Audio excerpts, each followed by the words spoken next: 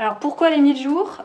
C'est une période clé, en fait, cruciale, pour la santé de l'enfant à venir, et même jusqu'à l'âge adulte, où les expositions environnementales, au sens large, vont avoir une influence très importante.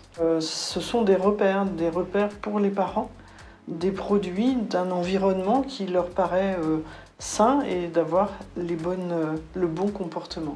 Donc en fait, ça nous semblait important que les maternités, les établissements en Bretagne et les professionnels puissent guider les parents dans agir pour un quotidien plus sain. On voit aussi que le besoin de se rencontrer, de nouer des contacts visuels, de partager, d'échanger sur les projets, c'est aussi santé environnementale. Un projet qui s'est déroulé en 2 phases.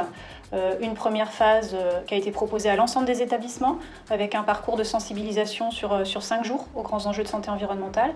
Et une phase 2, à partir de ces établissements, 9 structures volontaires pour un accompagnement spécifique en 4 jours pour travailler sur les autodiagnostics.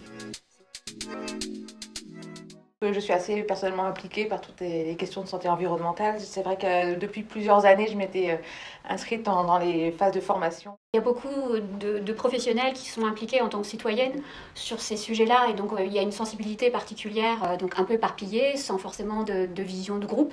Et donc l'idée, c'était vraiment de foncer et de se dire faut profiter que l'ARS Bretagne et le réseau Périnatalité Bretagne se lancent sur ce sujet qui est porteur et qui, je pense, intéresse vraiment l'équipe et qui fait sens sur la maternité de Landerneau. On s'était dit que ce n'était pas forcément gagné de lancer ce projet-là à ce moment-là, en période post-Covid, où les services étaient un petit peu en tension.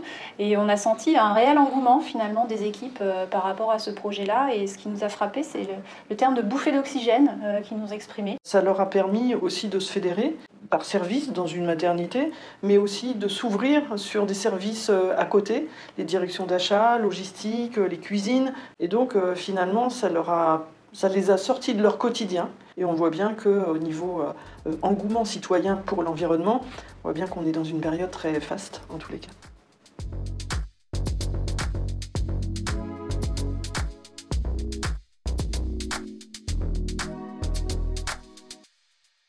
Donc ma directrice des achats, quand elle a su que l'ARS lançait la même chose en Bretagne, elle a absolument voulu que les achats soient représentés, et c'est par là que je me suis retrouvée dans l'aventure. J'y ai été propulsée, on va dire, mais après, dans la dynamique du groupe, j'ai vraiment voulu continuer. Après, ça a été relayé, Fabienne nous a relayé, on a des cahiers de transmission. Et moi, j'ai vu cette information un jour, j'étais de garde, voilà, où il y avait le programme avec...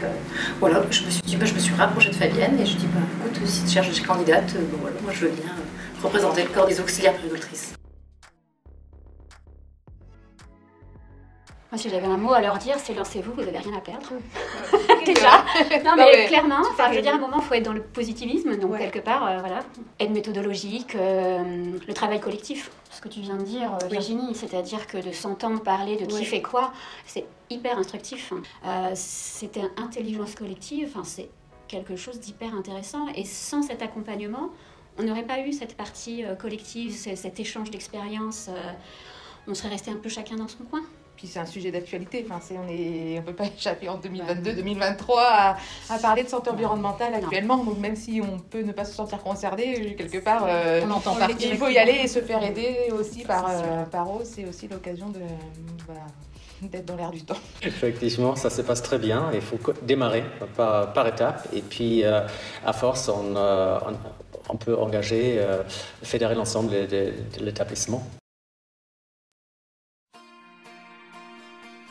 Convivialité enrichissante.